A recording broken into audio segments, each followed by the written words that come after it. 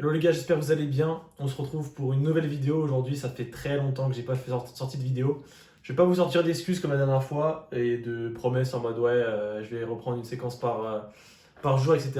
Je vais quand même essayer de vous faire au moins la vidéo là pour ce dimanche-là. Aujourd'hui, on est mercredi, donc ouais, je vais essayer de faire deux trois séquences. Je vais vous faire un petit point là de ce qui s'est passé ces derniers temps. Alors pour commencer, je vais vous parler de mon premier shop, du coup que j'avais fait, c'était en 2024 carrément. Premier shop sur le marché français. Donc là actuellement ce qui se passe c'est que j'ai fixé un ROAS cible sur la campagne. Le ROAS il est ciblé à 270% il me semble. Donc Google arrive à atteindre un ROAS de 270%, mais en contrepartie il n'arrive pas à dépenser du budget parce qu'il n'arrive pas à trouver des clients, enfin beaucoup de clients, beaucoup de volume pour un ROAS à 2,70. Ce qui fait donc que mes campagnes, enfin ma campagne sur ma boutique, dépense entre 10 euros, ouais, des fois 5 euros, entre 5 et 50 euros par jour. Donc en fait, ça dépend de la période. Il y a des périodes où il y a beaucoup de demandes et Google peut me trouver des clients pour un ROAS à 2,70 et donc ils dépensent beaucoup plus. Et sinon, bah, ils ne dépensent pas.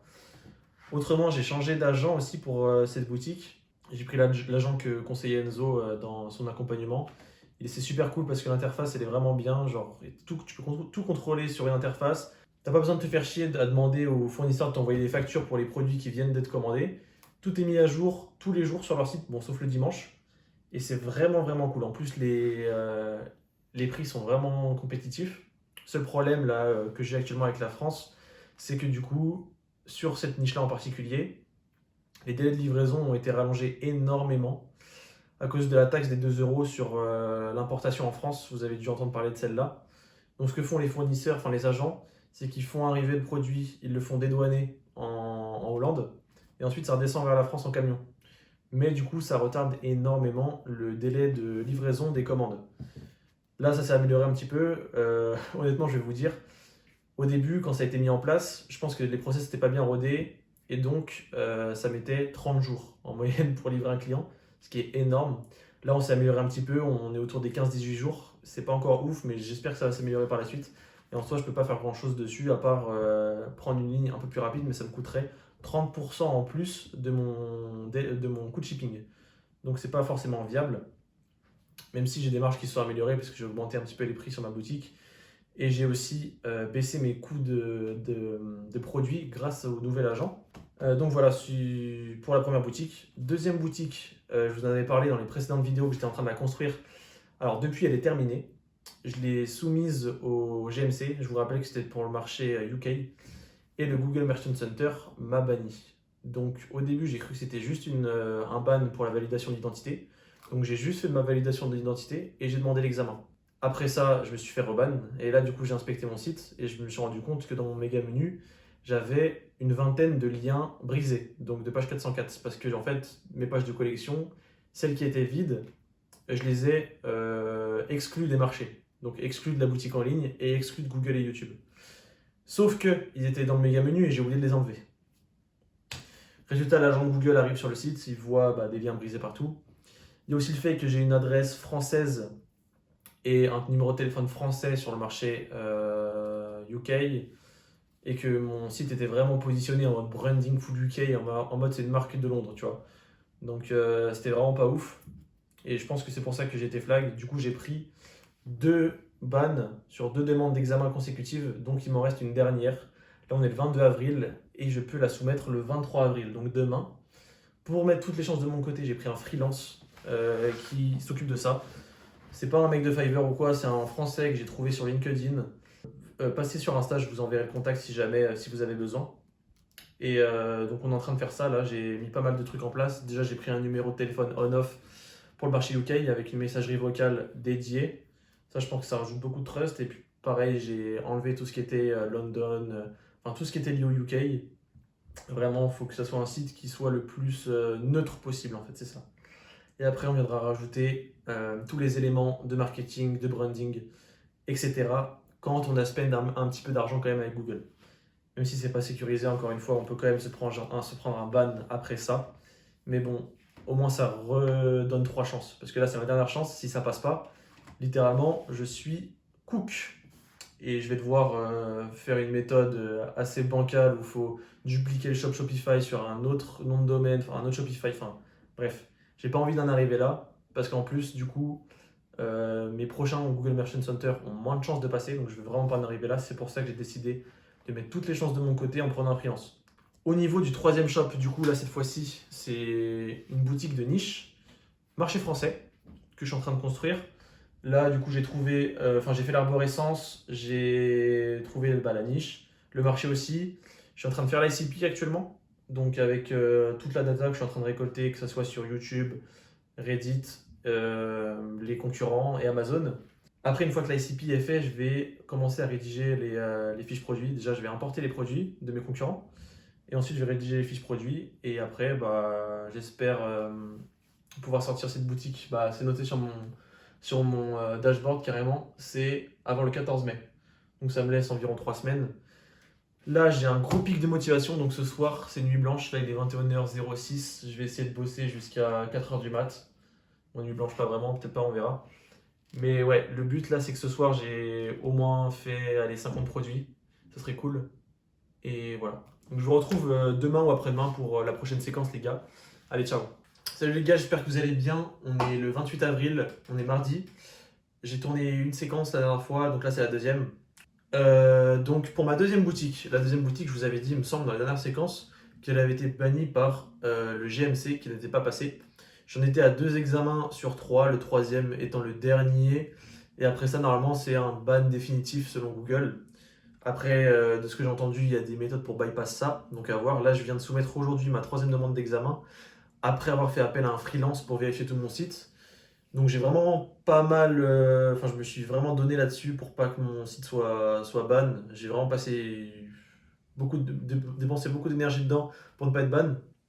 Donc j'espère que le déban va tomber, même si quand tu demandes un examen, que tu te fais refuser, c'est plus dur de se faire accepter le deuxième, et etc. jusqu'au troisième. Donc à voir. En attendant d'avoir la vérif de Google, je continue d'intégrer des produits sur le troisième shop. Le troisième shop, je ne sais pas si je vous ai encore beaucoup parlé. De base, c'était un shop que je voulais faire marché UK et en fait, ou marché français, je ne sais plus un des deux. Et du coup, j'hésitais entre les deux. Mais du coup, je me suis dit, je vais faire les deux au final. Donc, je vais faire un shop marché UK et un shop marché français. Je vais commencer à attaquer le marché français parce que je suis plus sûr d'avoir des revenus directement avec ce shop que le marché UK. En fait, marché UK, le problème c'est qu'il n'y a pas de concurrent en drop dessus, en SEA.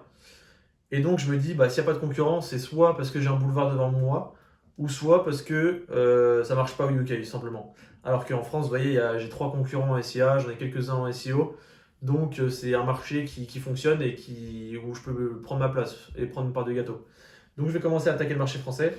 Et après, j'irai sur le marché UK pour aller voir s'il y a quelque chose à grappiller. Sinon, les gars, autre info, là on est mardi et jeudi, je vais dans une villa à Lorient avec des mecs en e-com.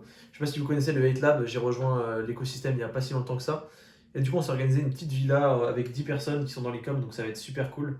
J'espère que je vais pouvoir vous faire des petites séquences là-dessus, même si j'ai pas trop de quoi filmer à part mon iPhone 11. Je vais voir si j'ai pas 2-3 collègues qui auraient pas une meilleure qualité vidéo avec une Osmo Pocket ou alors un iPhone un peu mieux que ça. Et j'espère que ça va vous faire des beaux plans. Le but de cette villa, c'est de charbonner un max, faire du networking, rencontrer de nouvelles personnes, échanger de la value entre nous vis-à-vis du e-com, même si eux, ils font plutôt du e-com autour de Meta, vu que c'est la stratégie qui est enseignée dans le Hate Lab. Moi, je rejoins parce que je savais qu'il y avait pas mal d'e-commerçants et que c'est cool de networker entre e-commerçants. Même si je fais pas forcément la même stratégie qu'eux, on a toujours des choses à s'apporter et ça peut que être bénéfique. Sinon, value de la semaine. La vidéo value de la semaine, je voulais vous la faire. Du coup, j'essaie toujours de faire des values de la semaine qui sont cohérentes avec ce que je fais actuellement. Et du coup, là, comme j'ai passé pas mal de temps à essayer de déban mon Google Merchant Center, je vais vous faire une value de la semaine sur un SaaS que j'ai trouvé qui est gratuit, qui vous permet d'auditer votre site et vous dire ce qui n'est pas conforme avec Google et pour maximiser vos chances soit d'être déban, soit de ne pas être ban, tout simplement, lors de la première soumission de votre site à l'examen de Google. Donc voilà les gars, on va directement se retrouver sur le PC. Je vais vous montrer le SaaS en détail. Et en plus c'est gratuit, donc c'est cool. Je vous montre ça de suite. Allez, ciao. Hello les gars, j'espère que vous allez bien. Du coup, on se retrouve pour la value de la semaine. Comme en ce moment je suis à fond sur les bans GMC, malheureusement, je vais vous faire la vidéo de la value de la semaine sur une solution pour auditer votre site avant que vous soyez ban GMC et avant que tous les gros problèmes arrivent. Si je dois vous faire l'update là depuis la dernière séquence, je l'ai tourné avant-hier. Hier, j'ai envoyé ma demande de débat, ma dernière possible sur le shop UK. Elle a été refusée, voilà. Donc très compliqué. Franchement, c'est un peu la galère. En plus là, cet après-midi, je voulais bosser du coup sur le troisième shop. Tous mes comptes Shopify étaient en erreur 500, je pouvais même pas travailler. Donc franchement, c'est un petit peu galère en ce moment. Mais bon, on essaie de rien lâcher, de rester motivé. Je vais quand même vous montrer le SaaS qui permet de check gratuitement votre site pour voir s'il est conforme à GMC. On se retrouve direct sur l'écran. Donc le site c'est unblocker.co. J'essaierai de vous le mettre en description. Normalement, vous avez des audits gratuits disponibles. Moi, je vais vous montrer des audits qui ont été faits avant parce que là, il semble que le site est down. Enfin, la recherche du moins est down. Si je mets un site, ouais, erreur serveur, réessayer plus tard. J'espère que pour vous, quand vous regarderez la vidéo, ça sera up. Mais bon, je vais dans mon tableau de bord et je vais vous montrer les rapports qu'il m'a fait. Donc, vous voyez, il analyse le site et ah bah ça a été mis à jour il n'y a pas longtemps. Donc, ça devrait être fixe probablement bientôt. Donc voilà. Donc là, vous avez un score moyen. Bon, après, c'est normal s'il est faible au début, et il vous dit tout ce que vous avez à changer. Donc, entreprise, par exemple, je sais qu'il y a un truc dropshipping checker, un truc comme ça. Enfin, c'était là avant en tout cas. Bon, ça c'est un peu buggé, hein. C'est pas un gros SaaS, mais au moins c'est gratuit. Je retourne sur mon rapport. Ok. Et donc là, du coup, vous avez toutes vos erreurs liées à votre compte. Donc là, 22 problèmes détectés, 6 de critiques, 7 majeurs, 9 mineurs. Ils sont les filtres. Ok, on réutilise les filtres. Donc là, on a entreprise non trouvée dans les registres officiels. Là, Raviken, mais bon, en soi, dans le footer du site, il y a déjà le nom de l'entreprise, donc on peut le checker. Clause de remboursement illégale détectée. Donc, vous voyez, ils scannent même vos politiques pour vous dire c'est des trucs. Là, en l'occurrence, dans le site, il y a marqué restocking fee. On va aller voir directement. Shipping policy. Ou non, c'est retour et remboursement. No restocking fee are applied. Donc en gros, pas de frais de restockage sont facturés. Et là, il a détecté frais de restockage. Enfin, ouais, frais de restockage. Donc en soi, c'est bon, on dit juste qu'il n'y a pas de frais de stockage. Incohérence entre la devise affichée et le pays de l'entreprise. Donc là, entreprise française pour un site qui vend en livres sterling. Bon, on ne peut pas y faire grand chose à moins que vous créiez une entreprise dans le pays où vous vendez, mais bon, c'est pas quelque chose de très viable. Données structurées, schéma.org manquant sur les produits. Ça, c'est le schéma JSON sur les produits. Normalement, sur Shopify, il y a de base, donc je pense que c'est une erreur. Domaine récent, moins de 6 mois. Bon, ça, on peut pas faire grand chose aussi, malheureusement. C'est pour ça que quand vous créez des sites, les gars, important d'acheter directement le nom de domaine. Et même, je vous conseille de planifier les sites que vous voulez faire à l'avance et vous achetez d'un coup tous les noms de domaine. Comme ça crée de l'ancienneté directement. Donc, voilà le conseil que je pourrais vous donner.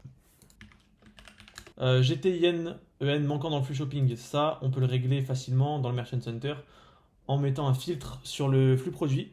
Vous mettez en gros si l'identifiant existe, attribué sur nom, un truc comme ça. Vous avez pas mal de tutos sur YouTube pour vous montrer comment faire, mais c'est assez simple. Texte légal masqué via CSS, dissimulation volontaire. Donc là, il a détecté dans le thème qu'il y avait des font size qui étaient à 0 ou opacity 0 pour cacher des informations. En l'occurrence, c'est faux, donc on peut cocher ça.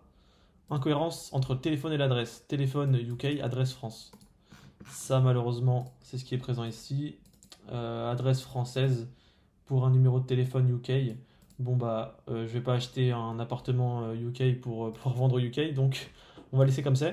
Description produit dupliqué. Bon là c'est juste des variantes, donc en soi c'est des pages différentes mais c'est le même produit donc on s'en fout.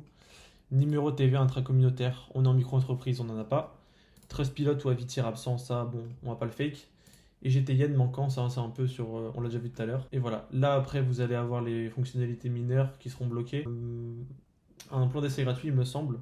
Je vous laisserai check tout ça, mais en attendant, voilà. Donc voilà les gars, c'était tout pour cette vidéo. On se retrouve la semaine prochaine. Normalement, il va y avoir des séquences dans la villa. J'essaierai de vous faire ça.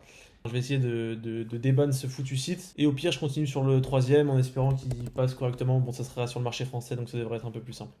Allez, ciao les gars.